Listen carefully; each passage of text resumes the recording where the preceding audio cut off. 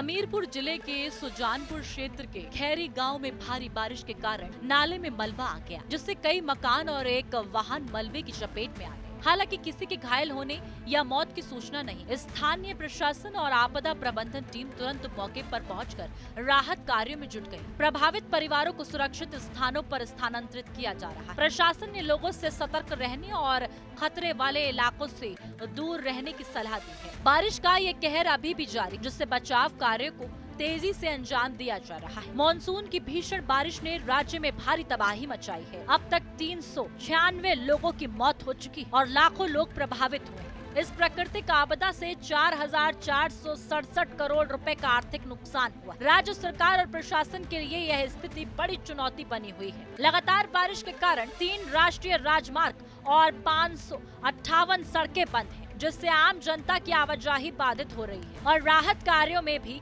मुश्किलें आ रही हैं। प्रशासन ने येलो अलर्ट जारी कर सतर्क रहने की अपील की है और बचाव कार्य जारी है। राज्य और केंद्र सरकार ने प्रभावित इलाकों में राहत कार्य तेज करने के निर्देश दिए, लेकिन वास्तविकता ये है कि प्रशासन अभी तक पूरी तैयारी नहीं दिखा पाया है। भारी बारिश के बीच बचाव और राहत टीमों की तैनाती में देरी और कमजोरी से लोगों को मुश्किलों का सामना करना पड़ रहा है। येलो अलर्ट के बावजूद सतर्कता के सही उपाय लागू नहीं हो पा रहे। नालों और नदियों के किनारे सुरक्षा के लिए उचित कदम नहीं उठाए गए, जिससे खतरा बढ़ गया है। प्रशासन पर सवाल उठते हैं कि क्या वे समय रहते प्रभावी कार्य कर पाए या नहीं। हिमाचल प्रदेश में मानसून का कहर थमने का नाम नहीं ले रहा है। भारी बारिश के कारण कई इलाकों में जनजीवन अस्त व्यस्त हो गया है। प्रशासन और आपदा प्रबंधन विभाग लगातार राहत और बचाव कार्यों में जुटे हुए हैं। हमने सभी से अपील की है कि वे येलो अलर्ट को गंभीरता से नदियों और नालों के किनारे जाने से बचें और जरूरत पड़ने पर तुरंत मदद के लिए अधिकारियों से संपर्क कर कुदरत की इस आपदा में सतर्कता ही सबसे बड़ी सुरक्षा है। हिमाचल प्रदेश में मानसून का कहर लगातार जारी है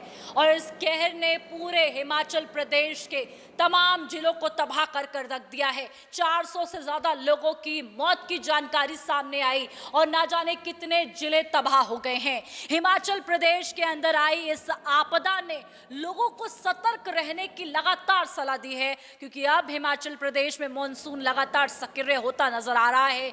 जहां पर नदी नालों के आसपास जाने की साफ तौर पर मनाही है। सरकार की ओर से कहा गया है कि नदी नालों के पास अगर कोई जाता है और फंस जाता है तो तुरंत अधिकारियों से संपर्क करे और अनावश्यक यात्रा से बचने की भी सलाह दी गई है। ऐसे में हिमाचल प्रदेश के अंदर आई इस आपदा ने तमाम लोगों की जिंदगियों को अस्त व्यस्त कर दिया है। जहां लोगों को अपनी जिंदगी शुरू करने के लिए न जाने कितने और साल लग जाएंगे और इस तरीके की आपदा जब भी आती है तो लोगों की जिंदगी को तहस नहस तो कर ही देती है, लेकिन साथ साथ आने वाली पीढ़ी के लिए भी एक सीख छोड़ जाती है कि हमें किन किन चीजों पर ध्यान रखने की जरूरत है और किन जगहों पर हमें एहतियातन बरतने की जरूरत है। कैमरा पर्सन उज्जवल के साथ मैं स्वाति सिंह, टीवी 100 नोएडा।